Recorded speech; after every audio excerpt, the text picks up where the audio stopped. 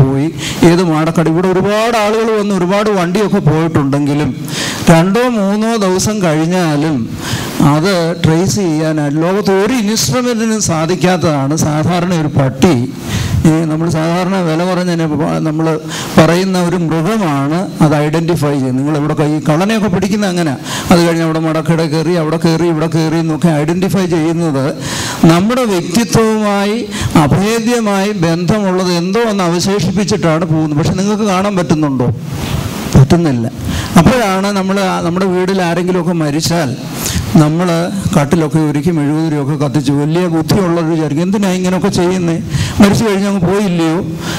എത്രമാത്രം ഇങ്ങനെ ഒന്ന് അവിചാരിതമായി ഓടിപ്പോകുന്ന ഒരു കള്ളൻ്റെ സാന്നിധ്യം അവൻ്റെ വ്യക്തിത്വവുമായി ബന്ധമുള്ളത് എന്തോ ഒന്ന് ആ ഓട്ടത്തിൽ അവൻ അവിടെ അവശേഷിപ്പിക്കുന്നെങ്കിൽ 10-80 വർഷക്കാലം ഒരു വീട്ടിൽ താമസിക്കുന്ന അപ്പനോ അമ്മയോ അവിടെ അവശേഷിപ്പിക്കുന്ന സാന്നിധ്യം എത്ര ശക്തമാണ്. മനസ്സിലാകുന്നുണ്ടോ? അവിടെ ഒരു മെഴുകുതിരി കത്തിച്ചു, അല്ലെ കുഴിമാടത്തിൽ ചെന്ന് പ്രാർത്ഥിക്കൂ. ചില സായിപ്പന്മാരുടെ സാന്നിധ്യത്തിലേക്ക് ഇങ്ങോട്ട് വന്നിട്ടുള്ളവർക്ക് വലിയ ഓക്കാനമാണ്. മരിച്ചു കഴിഞ്ഞാൽ ഇതൊന്നും പാടില്ല എന്ന് പറഞ്ഞു. നമ്മുടെ സംസ്കാരത്തിൽ, നമ്മുടെ ആചാരത്തിൽ ഇത് വളരെ രൂഢമൂലമായിരിക്കുന്ന ഒന്നാണ്. അപ്പോൾ ഓരോ വർഷവും ആനുവലായി അവരെ ഓർക്കുക, പ്രാർത്ഥിക്കുക എന്നൊക്കെ പറയുമ്പം വളരെ പവർഫുള്ളായിട്ടുള്ള ഒരു സാന്നിധ്യം അവിടെ അവശേഷിപ്പിക്കുന്നുണ്ട്.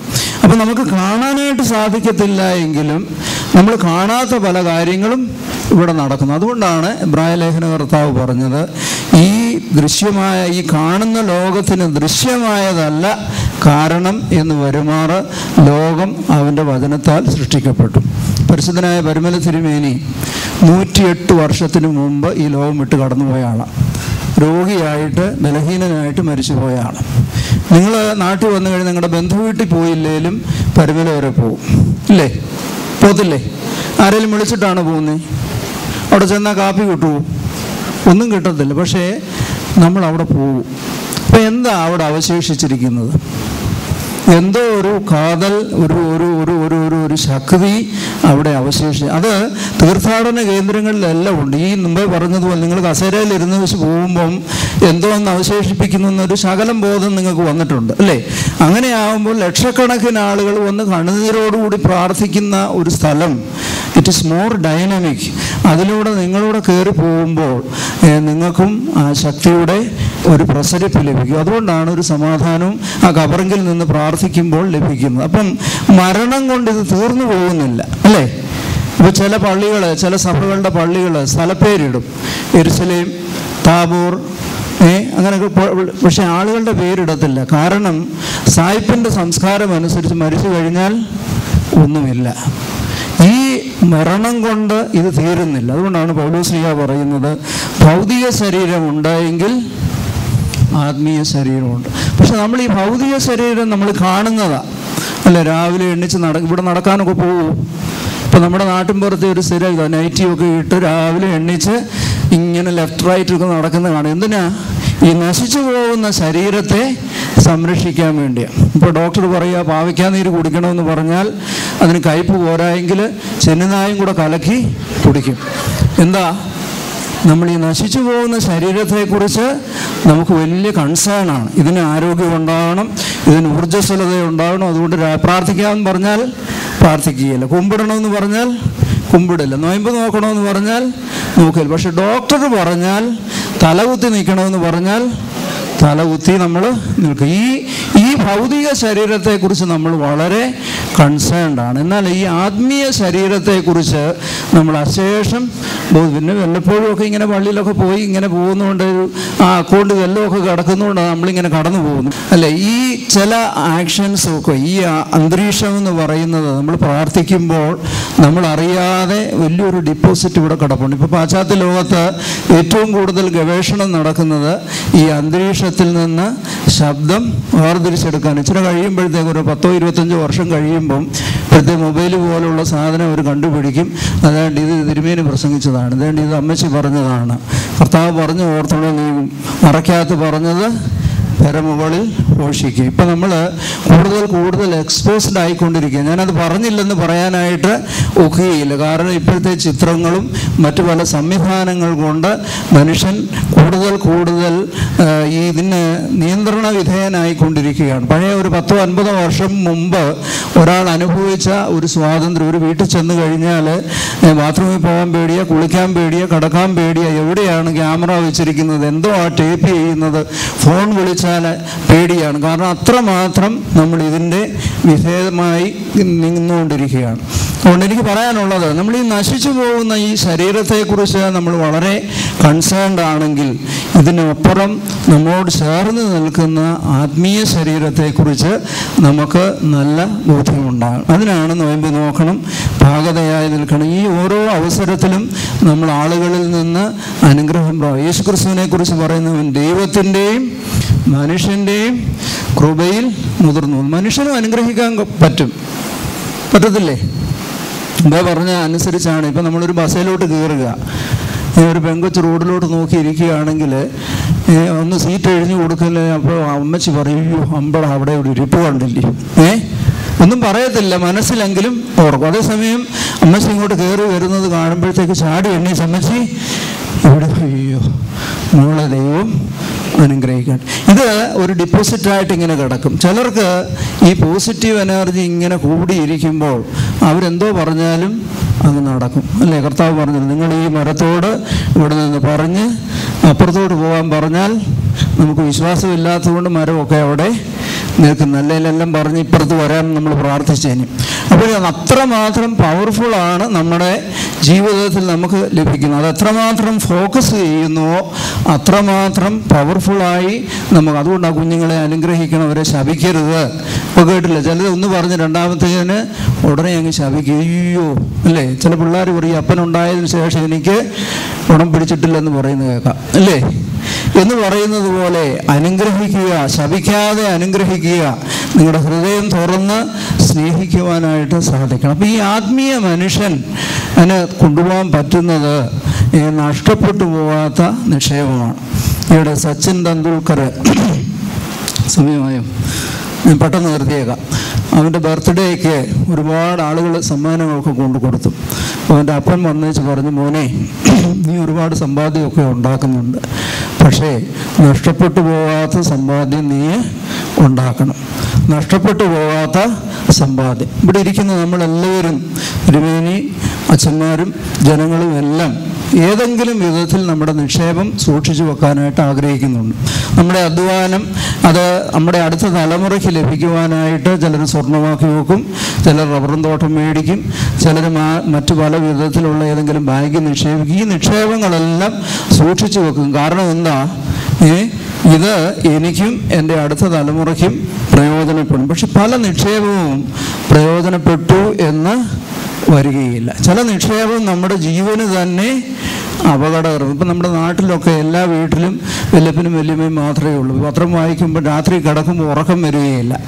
10-25 വർഷത്തിന് മുമ്പ് അവരെ ഭാരപ്പെടുത്തിയിരുന്നത് ഈ കുഞ്ഞുങ്ങൾക്ക് എന്തോ കൊടുക്കും, ഒരു സ്കൂൾ വിട്ട് വരുമ്പോൾ എന്തോ കൊടുക്കുമെന്നായിരുന്നെങ്കിൽ ഇന്നത്തെ അവരുടെ ആകാംക്ഷ കള്ളൻ എപ്പോഴാണ്, കർത്താവ് വരുന്നതിനെക്കുറിച്ച് അത്ര ആകാംക്ഷയിൽ വന്നേച്ചങ്ങ് പോകുമെന്നറിയാം. പക്ഷേ കള്ളൻ എപ്പോഴാണ് വരുന്നത്? അലക്കടിച്ചു, അല്ലെ? ഓരോ ദിവസത്തെയും വാർത്ത ഭീതിപ്പെടുത്തുന്നുണ്ട്. ചില സമ്പാദ്യം മനുഷ്യനെ ഭാരപ്പെടുത്തുന്നു, അവൻ്റെ ജീവന് അപകടമാകുന്ന സമ്പാദ്യങ്ങളുണ്ട്. നഷ്ടപ്പെട്ടു പോകാത്ത സമ്പാദ്യം നമ്മൾ ആർജിക്കുമ്പോൾ മാത്രമേ നമുക്ക് യഥാർത്ഥത്തിലുള്ള സമാധാനം ലഭിക്കുകയുള്ളൂ. ആ നിക്ഷേപം നമ്മളിൽ ആരും കവർന്നു കൊണ്ടുപോവുകയില്ല. ഈയിടെ ലിബിയയിലെ പ്രസിഡൻ്റായിരുന്ന പുള്ളിയുടെ പേരെന്തുവാ, കേണൽ ഗദാഫി, ലോകത്തിലെ വലിയ കോടീശ്വരന്മാരിൽ 4-മത്തെയോ 5-മത്തെയോ സ്ഥാനമുള്ള വ്യക്തിയായിരുന്നു. ഞാൻ സൗത്ത് ആഫ്രിക്കയിൽ ചെന്നപ്പോൾ അവിടെ വലിയൊരു കോടിക്കണക്കിന് രൂപ വില മതിക്കുന്ന വലിയൊരു കെട്ടിടം ചോദിച്ചപ്പോൾ ഗദാഫിയുടെയാണെന്ന് പറഞ്ഞു. അങ്ങനെ ലോകത്തിൽ എവിടെയൊക്കെ ഇൻവെസ്റ്റ് ചെയ്യാമോ അവിടെ എല്ലാം ഇൻവെസ്റ്റ് ചെയ്ത് സുരക്ഷിതമായിരിക്കാമെന്ന് കരുതിയതാണ്. പക്ഷേ അയാൾ മരിച്ചത് എങ്ങനെയാണ്? അഴുക്ക് ചാലിൽ നിന്ന് പൈപ്പിൻ്റെ അവിടെ നിന്ന് വലിച്ചെടുത്ത് പട്ടിയെ തല്ലിക്കൊല്ലുന്നത് പോലെ തല്ലിക്കൊന്നു. ആ സമയത്തും കയ്യിൽ എന്തോ ഉണ്ടായിരുന്നു? ഒരു സ്വർണ്ണ തോക്ക്, സാധാരണ തോക്കല്ല, സ്വർണ്ണ തോക്കുണ്ടായിരുന്നു. അപ്പം ഈ നിക്ഷേപമൊന്നും പ്രയോജനപ്പെട്ടില്ല, അല്ലേ?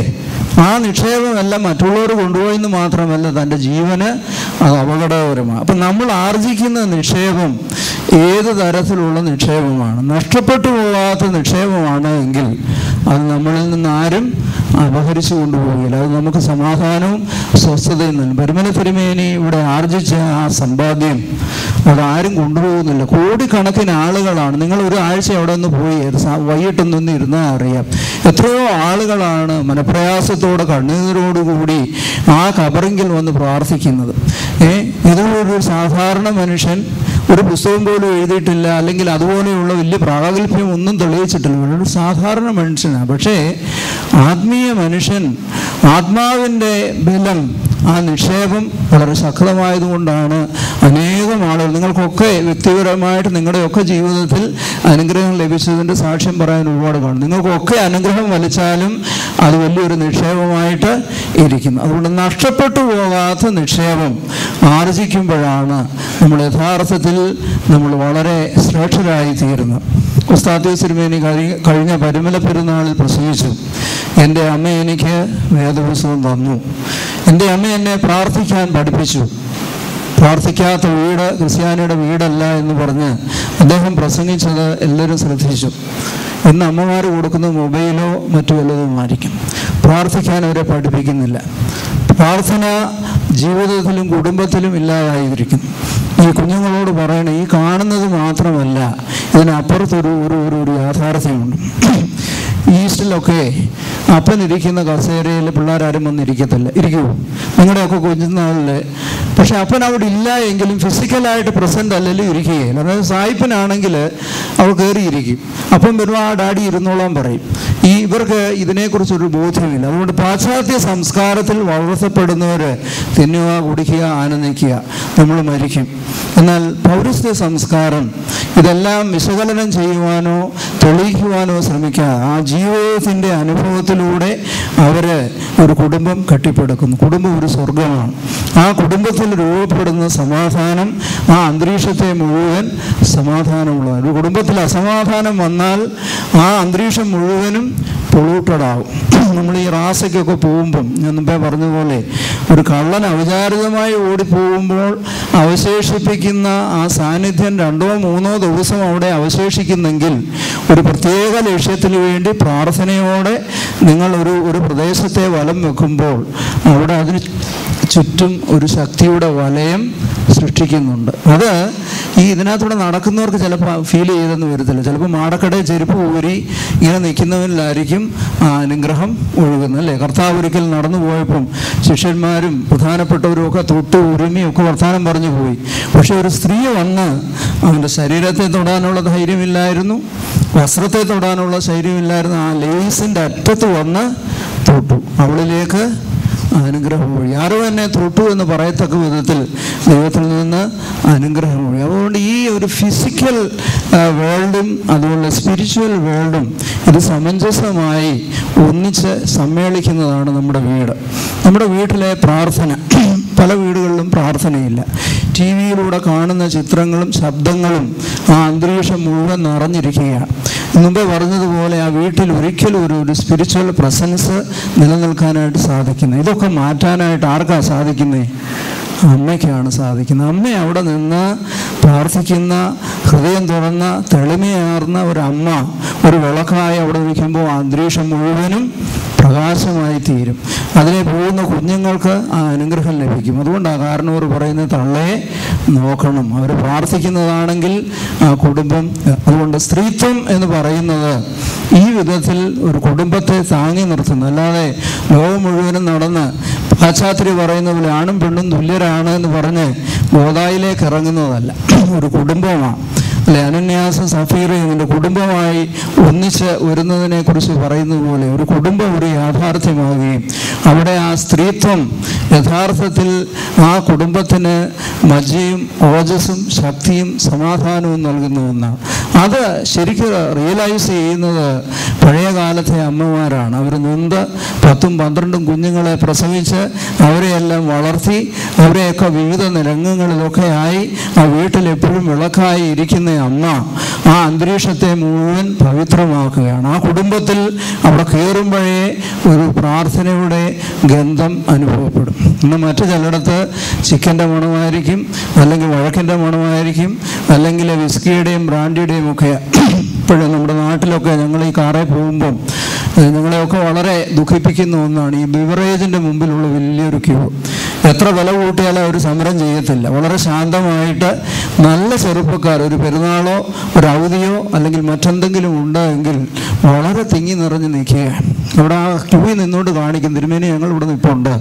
ഒരു ഗോസലുമില്ലാതെ ഈ കുഞ്ഞുങ്ങൾ ഇതിന് അടിമപ്പെട്ടുകൊണ്ടിരിക്കുകയാണ്. കുടുംബം നശിച്ചുകൊണ്ടിരിക്കുകയാണ്. ഞാൻ കോട്ടയത്തിനപ്പുറത്തൊരു സ്ഥലത്ത് ഒരു സ്ത്രീ ക്യൂ മേടിച്ചുകൊണ്ട് എളി തിരികൊണ്ട് പോകും. ഒരു 5 വർഷം കഴിയുമ്പോൾ 2 ക്യൂ ഉണ്ടാവും. ആ വിധത്തിലാണ് നമ്മുടെ ഈ ലോകം നശിച്ചുകൊണ്ടിരിക്കുന്നത്. ഇത് ഇപ്പോഴ 1 രൂപ കൊടുത്താൽ 1 കിലോ അരി കിട്ടും. ഒരുത്തന് 300 രൂപ ശമ്പളം കിട്ടിയാൽ, ജോലി ചെയ്താൽ 2 കുപ്പി മേടിച്ച് വെള്ളം ഒഴിക്കാതെ കുടിക്കുക. എന്നിട്ട് ആ 4 കുപ്പി വിറ്റിയാൽ 2 രൂപ കിട്ടും. 2 കിലോ അരി മേടിച്ച് വീട്ടിൽ കൊടുക്കും. എല്ലാവർക്കും സമാധാനമായി. നമ്മുടെ കുടുംബങ്ങൾ നശിച്ചുകൊണ്ടിരിക്കുകയാണ്. അതിനെക്കുറിച്ച് ഗൗരവമായിട്ട് ചിന്തിക്കണം. മുമ്പേ ഞങ്ങൾ പറഞ്ഞതുപോലെ നിങ്ങൾക്ക് ഈ മൊബൈലിനേക്കാൾ വലിയ സന്ദേശം പുറപ്പെടുവിക്കാനായിട്ട് സാധിക്കും. നിങ്ങൾ പ്രാർത്ഥിക്കുമ്പോൾ ദാറ്റ് ഇസ് മോർ പവർഫുൾ. അല്ലെ, അയ്യോ ഇപ്പം അമ്മ അവിടെ ഓർത്തതേ ഉള്ളൂ. നമ്മൾ തുമ്മുമ്പോൾ പറയാറുണ്ട് അല്ലേ. നമ്മൾ അറിയാതെ നമ്മുടെ പ്രാർത്ഥന ഈ അന്തരീക്ഷത്തെ വലയം വെക്കണം. നമ്മുടെ കുടുംബത്തെ അനുഗ്രഹകരമായി തീരണം. അവിടെയാണ് സ്ത്രീത്വം അതിൻ്റെ യഥാർത്ഥത്തിലുള്ള ഫങ്ഷൻ ഫുൾഫിൽ ചെയ്യുന്നത്.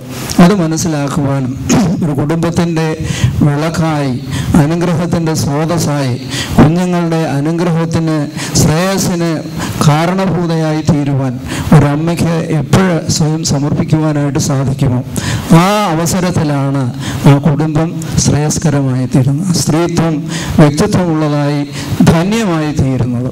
നമ്മുടെ ഇതുപോലെയുള്ള സംരംഭങ്ങളൊക്കെ ആ വിധത്തിൽ ആയിത്തീരുവാനും നമ്മുടെ ആരാധനയിലേക്ക് വരുമ്പോൾ, പള്ളിയിലോട്ട് വരുമ്പോൾ നമ്മൾ പ്രാർത്ഥിക്കുന്നത് ബഹുമതിപൂർവ്വം ഞാൻ നിൻ്റെ ഭവനത്തിലേക്ക് വന്ന് എൻ്റെ നേർച്ചകളെ കഴിക്കും. ഇത്രയും ആളുകൾ പ്രാർത്ഥിക്കുന്നിടത്ത് വരുമ്പോൾ അഹങ്കാരത്തോടോ നികളത്തോടോ മറ്റലക്ഷ്യമായിട്ടോ പ്രവേശിക്കരുത്. ഇത് വളരെ പ്രധാനപ്പെട്ട ഒന്നാണ്. ഇവിടെ ഇപ്പം ധനഹായിക്ക് വെള്ളം വാഴ്ത്ത് നിങ്ങൾ കണ്ടിട്ടുണ്ട്. 1 കുപ്പി വെള്ളം 1 വർഷം ഇരുന്നാലും ഒരു കുഴപ്പവുമില്ല. അതേസമയം നിങ്ങളുടെ വീട്ടിലൊരു കപ്പിലൊരു വെള്ളം എടുത്തു വെച്ചാൽ ഒരാഴ്ച കഴിയുമ്പോൾ അഴുക്കാം. ഈ പ്രാർത്ഥനയ്ക്ക് വലിയൊരു ശക്തിയുണ്ട്. നമ്മൾ അറിയാതെ we are communicating, transmitting this energy. അതിൽ ശക്തി പ്രവഹിക്കും. അവിടെ വലിയ പ്രസംഗത്തിൻ്റെ ആവശ്യമില്ല. വലിയ മറ്റ്